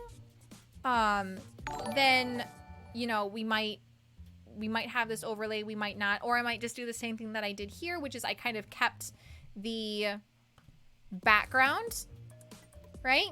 So like you've been to the beach before with me, right? So this background is no stranger to us. Afifadan, thank you so much for the follow and welcome to the Kingdom of Crunch. And Tenryu Blake, thank you so much for the host. Thank you, thank you. But yes, first time seeing you live here. I'll watch you from Kimi no Miya video. Ah, so desu ka! Miya Kimi no ka! Yeah. I love her. She's great. Miya Kimi no super sweet, and it was her birthday recently. July 7th was her birthday. So yeah, so if you liked what you saw and you want to, see future things, Kai's got all of the links in chat already. He is, the lad is on it. He is just on top of this right now. But if you aren't able to catch that or whatever, there are, I'm not gonna call them links. You can't click them and they won't take you anywhere. But the names themselves, so like the code for Discord, my handle on Twitter, and my handle on YouTube, which I do make content for specifically. It's been a little while, and it's been kind of hard to do lately, but we are, as the world sort of figures itself out, so will I. There will be new things on YouTube for sure. So yeah, so you were the first to wish Mia happy birthday, right? I don't think I was the first, but Coco put my video first. So yeah. Let me go see who is available. Who is here?